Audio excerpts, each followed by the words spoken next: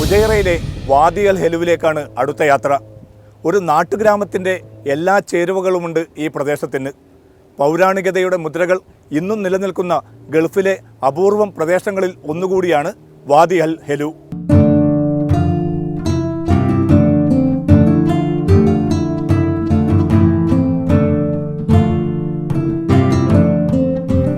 UAE Fujairah എമിറേറ്റിന്റെ അതിരിനോട് ചേർന്ന വാദി അൽ ഹെലുവിലേക്കാണ് ഇന്ന് നമ്മുടെ യാത്ര.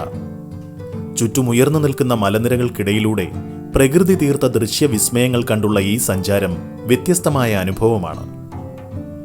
മാനം മുട്ടെ നിൽക്കുന്ന കരിമ്പാറകൾ, അതിന്റെ അരികുപറ്റി ഗർത്തം പോലെ തോന്നിക്കുന്ന മലഞ്ചെരിവുകൾ, വന്യജീവികളുടെ സങ്കേതം കൂടിയാണ് ഈ മലനിരകൾ. യാത്രയിൽ ചെങ്കുത്തായ നിരകളിലൂടെ പാത നിർമ്മിച്ചവരെ അറിയാതെ നമ്മൾ അഭിനന്ദിച്ചു പോകും. ഈ യാത്രയിൽ നാം കടന്നുപോകുന്ന വിസ്മയങ്ങളിലൊന്നാണ് ഈ തുരങ്കം, മല തുരന്ന് നിർമ്മിച്ച കൽബ ടണൽ. 1.3 കിലോമീറ്റർ ദൂരത്തിൽ മല തുരന്ന് നിർമ്മിച്ച UAEയിലെ ആദ്യത്തെ ടണൽ. 3 വർഷം തുടർച്ചയായി കരുത്തുറ്റ പാറകൾ തുരന്നു മാറ്റിയാണ് കൽബ ടണൽ നിർമ്മിച്ചത്. 2003 തുരങ്കം ജനങ്ങൾക്കായി തുറന്നുകൊടുത്തത്. ഇതിനു മുമ്പ് വാദി അൽ ഹെലുവിലേക്ക് യാത്ര ചെയ്യാൻ റോഡില്ലായിരുന്നു. ആവശ്യമുള്ളവർ 4 വീലർ ഉപയോഗിച്ച് ഓഫ് റോഡ് യാത്ര നടത്തണം.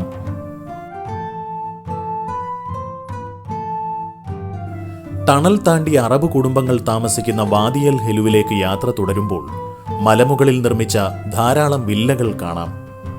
50 വില്ലകൾ, 30 വില്ലകൾ, 24 വില്ലകൾ എന്നിങ്ങനെ സ്ഥലങ്ങളെ വേർതിരിച്ചിട്ടുണ്ട്.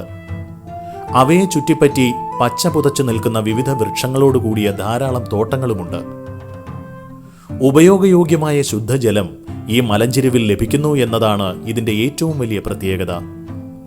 കൃഷിക്കും മറ്റും ആവശ്യമായ ജലം ഇവിടുന്ന് തന്നെ ലഭിക്കും.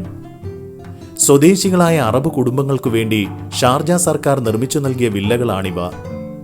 ഈ കുടുംബങ്ങൾക്കായി പ്രത്യേകം സ്കൂളും പോലീസ് സ്റ്റേഷനും മുനിസിപ്പാലിറ്റി ഓഫീസും തുടങ്ങി എല്ലാ സൗകര്യവും ലഭ്യമാക്കിയിട്ടുണ്ട്. വില്ലകൾ നിൽക്കുന്ന മലമുകളിൽ നിന്ന് ദൂരേക്ക് നോക്കുമ്പോൾ ഒരു ചിത്രകാരന്റെ ഭാവനയിൽ ക്യാൻവാസിൽ പകർത്തിയ ചിത്രം പോലെ മനോഹരമായ കാഴ്ചകൾ. താഴ്വരയിൽ അങ്ങിങ്ങായി നിറയെ പറവകൾ പാറിക്കളിക്കുന്നുണ്ടായിരുന്നു.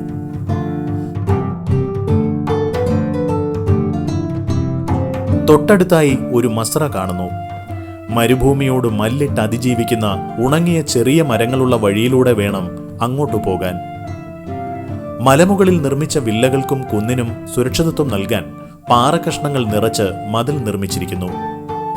പഴയകാല അറബ് വീടുകളെ അനുസ്മരിപ്പിക്കുന്ന വിധത്തിലാണ് മതിലിന്റെ നിർമ്മിതി. മസ്രയിലെത്തിയ ഞങ്ങളെ സ്വീകരിച്ചത് ഒരു പാകിസ്ഥാനിയായിരുന്നു.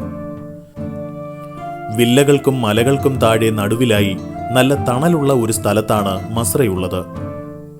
മാത്രവുമല്ല, നിറയെ മരങ്ങളും ചെടികളുമായി പച്ച പിടിപ്പിച്ചിട്ടുമുണ്ട്. മുയലുകളും കോഴികളും ആടുകളുമുള്ള മസ്രയിൽ വേറെയും ജീവികളുണ്ടായിരുന്നു. ക്യാമറ കണ്ടപ്പോൾ ആട്ടിൻകുട്ടികൾ അതിനടുത്തേക്ക് വന്ന് ചേർന്ന് നിന്നു. താരതമ്യേന പ്രയാസം കുറവാണെങ്കിലും ആടുജീവിതം തന്നെയായിരുന്നു ഇദ്ദേഹത്തിൻ്റേത്. മുഴുസമയം തന്റെ ജോലിയിൽ വ്യാപൃതനാവുന്ന ഇദ്ദേഹത്തിന് തന്റെ ചുറ്റുപാടുകളെക്കുറിച്ച് മാത്രമേ പറയാനുണ്ടായിരുന്നുള്ളൂ. इधर बकरी मकरी है और भेड़ है और मुर्गे है और सब कुछ है. अच्छा है तो बकरी मकरी क्या काम करेगा, ये करेगा, ये करेगा. അദ്ദേഹത്തോട് യാത്ര പറഞ്ഞിറങ്ങുമ്പോൾ കോഴികളും പക്ഷികളും ചിലച്ച് ശബ്ദമുണ്ടാക്കി യാത്ര പറയുന്നുണ്ടോ എന്ന് തോന്നിപ്പോയി. മരുഭൂമിയിലെ മലനാടെന്ന് വിശേഷിപ്പിക്കാവുന്ന ഒരു വ്യത്യസ്തമായ പ്രദേശത്തെ വ്യത്യസ്തമായ അനുഭവമാണ് വാദി അൽ ഹെലു സമ്മാനിക്കുന്നത്. മരുഭൂമിയുടെ വന്യതയിലും വശ്യമായ ഇത്തരം ദൃശ്യങ്ങൾ ധാരാളമാണ്. കോൺക്രീറ്റ് കാടുകളായി മാറിയ ഗൾഫിലെ നഗര കാഴ്ചകൾക്കിടയിൽ മറക്കാനാവാത്ത അനുഭവങ്ങൾ സമ്മാനിക്കാമെന്ന് ഉറപ്പു നൽകിയാണ് വാദി അൽ ഹെലു സന്ദർശകരെ മാടി വിളിക്കുന്നത്.